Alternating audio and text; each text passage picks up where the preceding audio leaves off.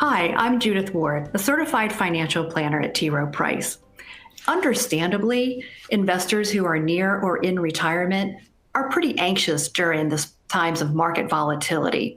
So we get a lot of questions from investors. I'm going to do my best to answer some of those questions from a financial planning perspective. Generally, when we say stay the course, we mean that investors shouldn't be making drastic changes that are driven by emotion. They should be sticking to their long-term plan. Now, that assumes that they had a good plan in place in the first part. So what's important for investors to keep in mind is their asset allocation as they're entering retirement. We think it's appropriate to have more of a balanced approach. So that might mean 45 to 65% equities within your portfolio. We've really benefited from 11 years of a bull market, and some investors may have let their portfolio drift. So they actually have a higher percentage of equities than they had planned. And so when there's a market downturn, they're going to experience a deeper fall. And that's why we think that a more balanced approach, adding bonds to a stock-heavy portfolio, can help provide a buffer should the market downturn. We don't know yet when this pandemic will subside or when the market will then subsequently recover. But if we use history as a guide, we can look at the past two bear markets to see what we can learn. So what we know is that a 100% stock portfolio in the 2000 dot-com bubble, the 2008 global financial crisis, it took 4 to 5 years for a stock portfolio to recover. Now, a more balanced approach, let's say a hypothetical 60% stock, 40% bond portfolio, recovered in 2 years. And also the magnitude of loss was less than an all-stock portfolio.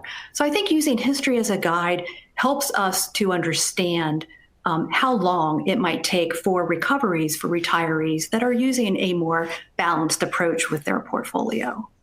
So if you do feel a need to make changes, perhaps wait until the volatility subsides to make changes, or do it gradually over time to get to a more balanced approach portfolio that might help you more during these times of a market downturn. To assess your retirement readiness, I would suggest that you look past the current market volatility and ask yourself these 3 questions. First, what will my spending needs look like in retirement? Really take a look. You might have to do some homework, but what are your essential spending? What must you spend your money on? And where might you have more discretion? I think really tightening up that retirement budget as you're heading into retirement will really be helpful. And then secondly, how are you going to meet those spending needs? What are going to be your income sources? So for example, are you going to be using Social Security benefits? Might you have pension income? Some retirees still have pension income. And then how reliant are you going to be on your personal savings? And the third is, what can you reasonably take out of your savings in order to support your spending in retirement? Now, during times of market volatility, and especially during a market downturn, you may want to consider a more conservative withdrawal approach. Now, we call this the 4% rule, and maybe you've heard of it before. But what that means is when you start retirement, and let's say you start retirement with a $500,000 balance in your retirement accounts, it means in the first year, you can take out 4% of that balance, which is $20,000. If you have $1 million portfolio, for example, then that means you can take out $40,000 in the first year. And that helps guard against what is going to happen in the future. It's a conservative amount that guards against maybe you are entering a market downturn or you don't know, right? It's uncertain the first few years of your retirement. So starting out with a conservative approach might help you sustain your portfolio later on. And then it's important to reassess your situation every year and see what's going on with your portfolio, what's going on with the market, so that you can then make a determination if you need to continue with your spending on course or make adjustments along the way. So if you take these 3 steps and find that you're still falling short, consider one, maybe try to increase your savings if you can. Those of us who are age 50 and over have the opportunity to make catch-up contributions, so we can contribute a little more. If you're able and in that situation, that's a good way to ramp up your savings. A second thing you might do is, can you be flexible in the timing of your retirement?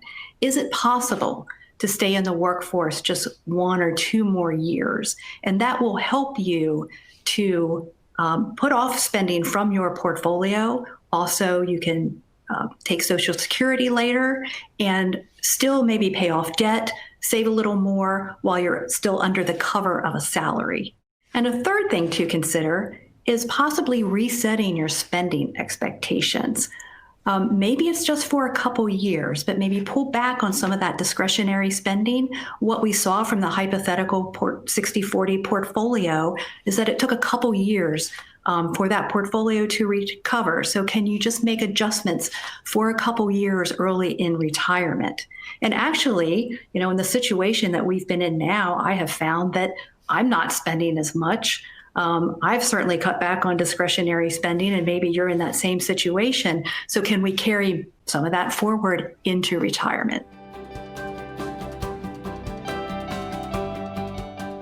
For those investors who are well positioned for retirement and may not be as worried about portfolio sustainability or running out of money in retirement, the current market environment certainly does present bargains and buying opportunities, especially for those investors who want to play offense.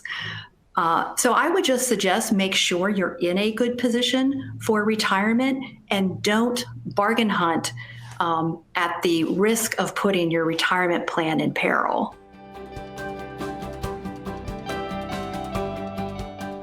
For those who have, just retired, I would say that the 2 biggest considerations is your asset allocation, as I discussed, and making sure that you have an allocation that balances, the potential growth of stocks with the buffer that bonds provide as part of your portfolio. And the second is, again, something that is within our control, is that spending lever.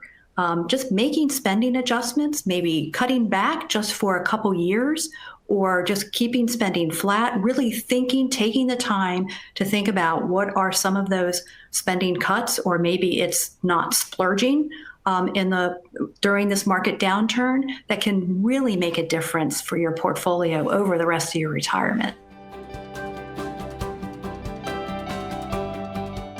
So what I've learned during this unprecedented time is that being with my husband 24/7 has been like a trial run for retirement. I really need to figure out how I'm going to fill my time when I stop working. What are we going to do together? What are we going to do separately? And beyond just feeling that being ready financially, having that clearer picture, that clearer vision of retirement. Thank you for your time and your confidence in T. Rowe Price. We sincerely hope that you are safe, healthy, and your loved ones and friends and family are all safe and healthy as well.